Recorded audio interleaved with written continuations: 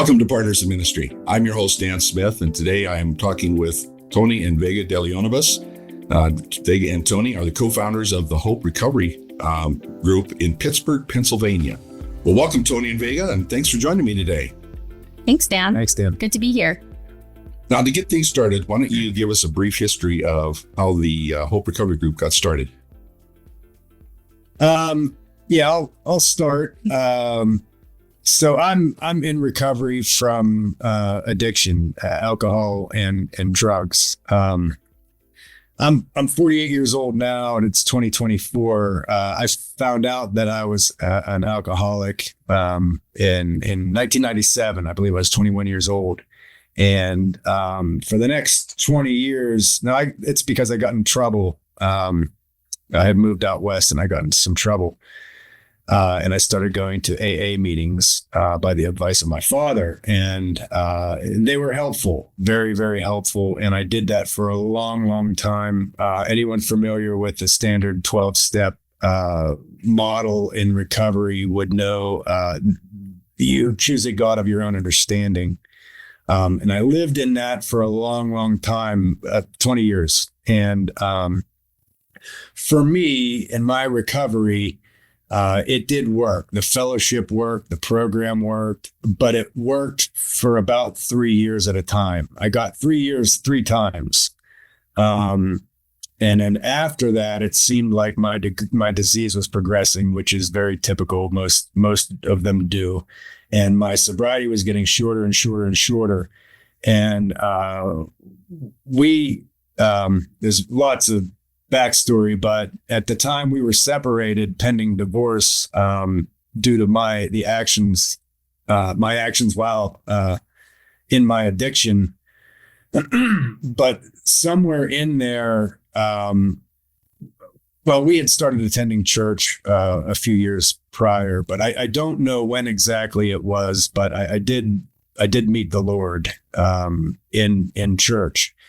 And subsequently, we found a Christian-based recovery group that was just a little bit different than the standard AA, NA model. And then we both started attending weekly, separately, in fact, because we weren't speaking at the time, and they provided childcare and a meal. And so for some reason, once I met the Lord and I continued on my progress, I was able to get traction, and my recovery completely changed. At the same time, unbeknownst to me, the Lord was working on Vega's heart. And somewhere in there, we did reconcile our family, and then God put it on our hearts to see. We had been traveling about nearly an hour to this meeting, and we knew there was nothing like it around where we lived. And we knew if there was people in our situation, that we were in our situation, there had to be other people in our situation. So God really placed it on our hearts to open something up near our home and in our own community. And that's how we began. Sure. As you look back at your lives and all the things that God walked you through up to the point where you are today, how has he used those things to shape you to be able to do his work today? I always say in meetings and working with sponsees and other guys that are in the program that I never have real time, personally, I never have real time wisdom. All of the things that I find insightful or I can hear the Lord's voice in, it always seems to be past tense. So for me, all of the experiences sort of building up to whenever we started played a part in what we do. And this type of ministry, when we work with active addicts and alcoholics or people in recovery, I don't know how you would be able to do something like this unless you actually are living it and doing it, because the subjects will, and I remember early in my recovery, if I was speaking to someone who had not lived it or known it or was doing it, I would see right through them, and their word was basically worthless. So in our experience, in my experience, the history and the background is everything. I think it would be very difficult to get into a ministry like this just because you want to, and we want to help people. Sort of living the life and having God carry us through all of those challenges is what literally built the curriculum for how this ministry is progressing. Right. And it makes me think of, like, when you ask, like, what past experiences helped prepare us for this ministry, it makes me think of the verse at the end of Genesis where it talks about how what the enemy intended for evil and to harm you, God actually used for good. So that was very much our story to a T, where there was a season of brokenness where the enemy had a grip on our lives and in our marriage and on our family. And through that brokenness and having the Lord redeem us and restore us, and use that brokenness to actually help others in the same situation, is just that promise from the end of Genesis. Like, it's just that promise lived out. Sure. Yeah.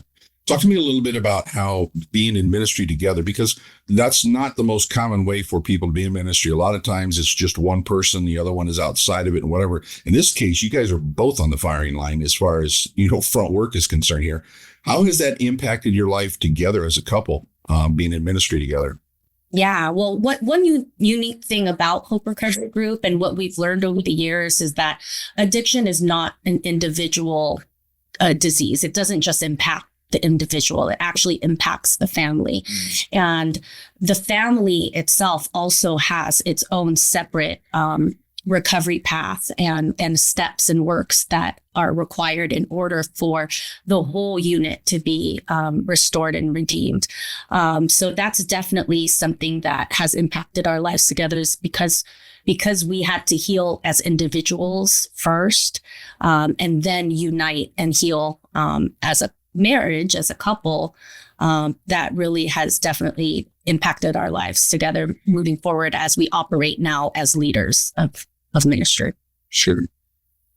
I'll jump in and I'll say that I can't think of a better marital tool to keep from bickering and arguing about small petty things in our lives than being in service of the Lord and continuously engaged with people who are in need. Mm-hmm. Literally every single day, we have, throughout the day, beginning in the morning, in the afternoon, and to the evening, we have conversations about people who are reaching out or that we're working with, either together or individually on either side of the ministry. So I found it, for our marriage, since we have a focus that's outside of ourselves, and it is, I guess, ordained by the Lord, it's kept our marriage in a place where it feels like it's protected, much like I feel like my sobriety is protected by the Lord. Mm-hmm. Sure. Yeah. As I hear your stories, both individually and then collectively, it really sounds like you're relevant to the people that you're working with, because you can say for the most part, been there, done that. Right. And it's not some pie in the sky type of thing, or some theological or theoretical type of thing that's going on and says, hey, here's where I was, or here's where we were. And let me just tell you what we did and what the Lord did. And it brings it really down to earth, I would think. Yeah, absolutely. Yeah. Yeah. The term boots on the ground for us have always just seemed like that. That term feels like what we're doing. Sure. They got your boots on the ground, and who is it that those boots are taking you to serve? Who are you serving today?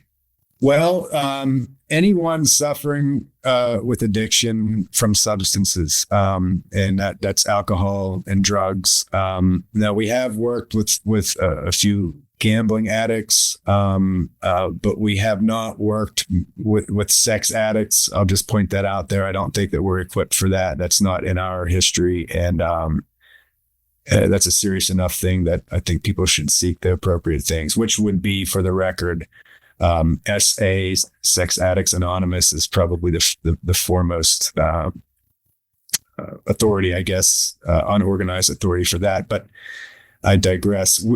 So anyone suffering from addiction, and then any friend or family of those people. Right. Their support group. Sure. So we have. How are these guys hearing about you? Where do people find out about the Hope Recovery Group? Right now, the best way people are hearing about us is truly just word of mouth. We've actually been up and running for 7 years now. So just word of mouth is actually, yeah. Today's our 7th anniversary. Today's our 7th. Yes. Yeah. So 7 years ago today. Yeah. Yeah. So really just, once we built our website is really the best way that we're able to, let people know about us. But other than that, yeah, just word of mouth. What types of services are you offering to people? So we have 3 branches of service right now that we're doing. The first one is we actually have weekly small group meetings, and that's a unique experience because we open the doors to at 6:30 at night every Wednesday. We open the doors. Anyone walking through those doors, we actually serve them a free meal, free hot dinner, and then we break off into 2 smaller groups. So Tony will actually lead the anyone battling with addiction and in recovery. And then I break off and lead what we call FFA, which is Friends and Family of Addiction. So every week we are serving just our local community, anyone that's able to drive into that meeting and do fellowship with us. That's who we're serving. We also do community events every quarter or so. We actually host anywhere from having the DA come and speak at our group. We raise awareness on prevention, safety, what's currently going on in the market. We have doctors come in and speak. So anything really that is a current event in the recovery world that we think is beneficial for the community or our students or any generation to hear. We've done work with the local school district as well with some students that had run-ins with alcohol. Yeah. In their history. So we've got relationships through the community. Right. Yeah. And then the final branch that we do, which is the most exciting because it's our newest endeavor, is last year in the city of Pittsburgh, we opened a faith-based sober living home for men. And actually it's Pittsburgh's very first and only faith-based recovering home. And just kind of bringing it back to like why we started the group in the beginning is because the recovery is out there through the AA and NA platforms. But the missing element is just being bold in Christ and saying that Christ is a reason for our recovery instead of blanketing it with the higher power. So for us to be the very first faith-based sober living home is a great thing, and it's a great option to give people. And that's just the beginning, we think. Yeah. One of the things when I was checking out whether to come to work in Kickerdale or not, I was taking a look at some of the results that the state was posting, because at the time they were working with state appointed kids, and they had a 96% no return rate. And I thought, holy cow. And so I asked them, I said, well, why not Quickerdale? But I asked the state, I said, well, why do they have such a good turnout? It says, you did not hear this from me, but it's because they take the kids to church. Right. Exactly. And I thought, wow, that's amazing. I got a hunch that's the same sort of thing you guys are going to experience, that one unique thing about actually helping these people meet and grow in Jesus Christ is just going to totally transform everything. Yeah. We've had since we've started, and I think we're at about 18 months now. We've taken the guys, we've offered to take the guys to church every Sunday with us. So we've had a consistent group that goes with us, but there's also a group that go to their own church. And when new guys come into the house, so let me back up a second. It's a 9-bed class 2 sober living homes. So there's a live-in house manager, and there's 8 other beds. So we normally have 6 to 8 other guys. So there's 7 to 9 guys usually living in that house, and it's a big old Pittsburgh city house with 5 or 6 bedrooms and 2 bathrooms. The videos on our website, and it's very clean. We would both feel comfortable living there. That was an extremely important prerequisite for us. A lot of the sober living homes that we've been through were less than desirable, and we really feel that pride in where you're living and your lifestyle is all a part of recovery. Yeah. So the environment that people are in, we do a meeting there every Saturday night, an AA meeting too. And I was there Saturday night, and even the Narcan looked good. They have pride in where they're living. They have it displayed nicely, all of the literature, all the books in their living area. And it was a surprise visit. It wasn't like they knew I was coming. So I don't want to get too far away from the question, but we were talking about the people we serve, and yeah, I think you can see some obvious passion on our end for the home and the guys that are there, because that's a 24-hour a day thing. That one's always moving. Yeah.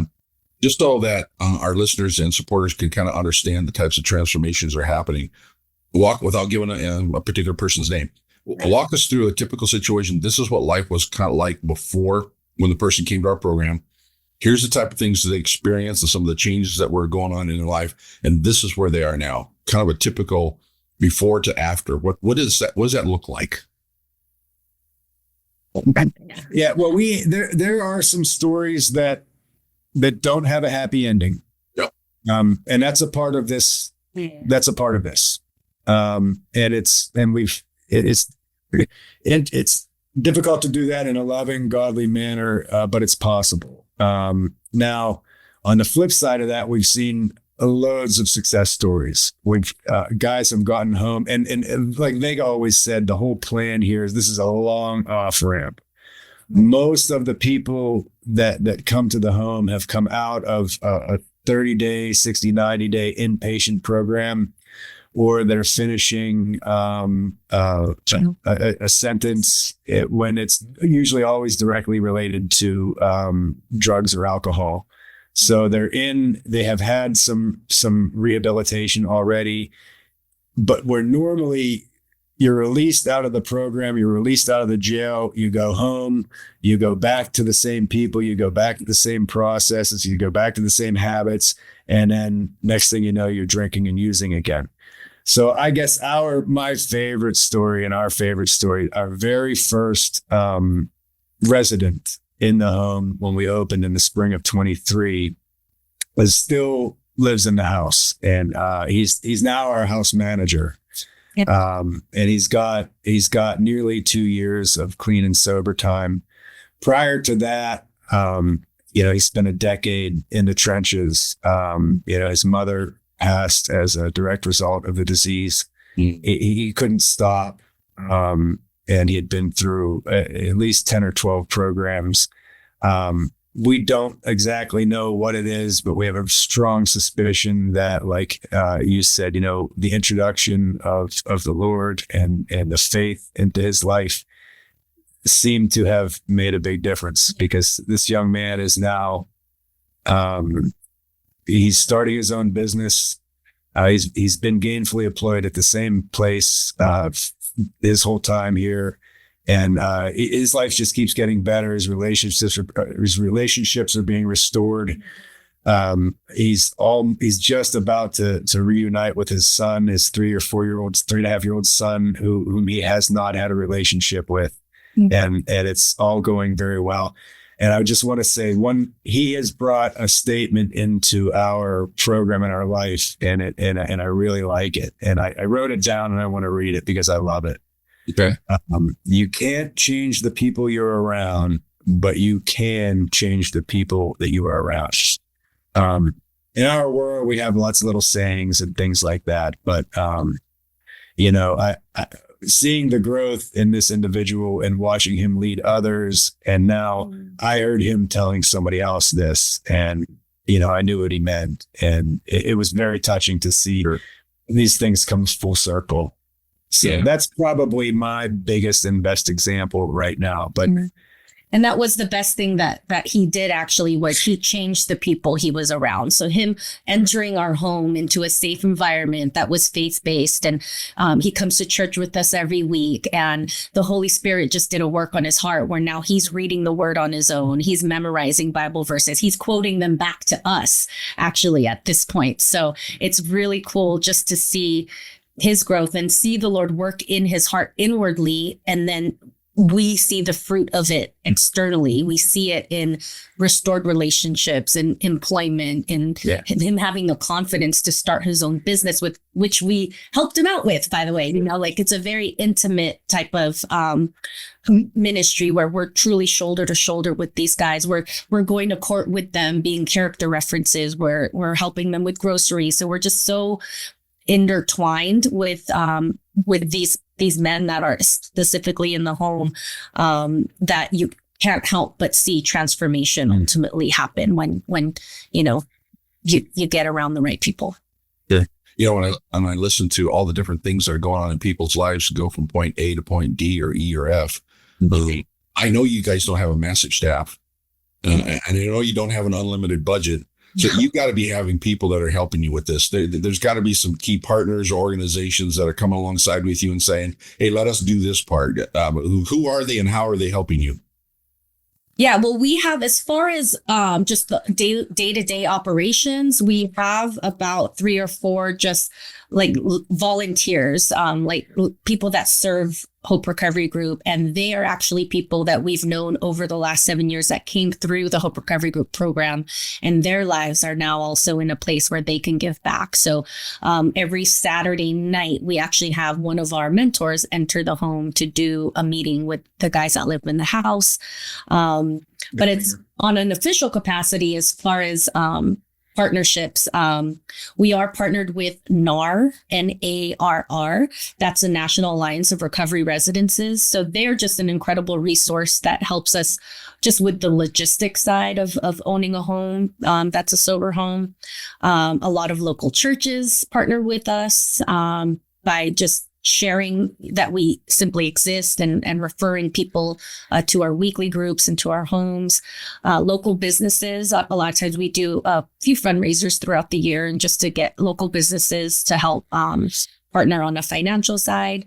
And then, of course, like we partner with the school district, with the law enforcement. We have doctors as well that have partnered with us as well, too. So it's very much a community and leadership and volunteer-driven ministry at this point. Having said that, there are partnerships in operation, and how can we help? But on the financial side of it, we have only just a few private, like monthly donators, a few people that donate monthly, and then the home is funded by the rents that the guys pay, and the meals and the other expenses. We do pass the basket during the weekly meetings, but most of the other expenses we either pay for ourselves. We have had a few companies donate here and there, but with all of our partnerships, I suppose that's quite possibly a soft spot on our end in fundraising and whatnot, because when we do get when we are blessed to receive some things, it does really, really help us help the guys in a quick, real way. Mm-hmm. Sure. Yeah. If I'm watching this video or I'm listening to the podcast and I go, this really sounds like something I'd like to try to get involved with, or I'd like to try to support. What would be my first step to do that? Our website. So our website is just real simple. It's hoperecoverygroup.com. We have a get involved tab on that website that kind of shows how they can partner with us, how they could donate, whether it's the dinners that we provide each week. We feed about 30 people each week a hot meal, whether it's that or providing household items for the home itself, or to donate monetarily. There's options on our website for that.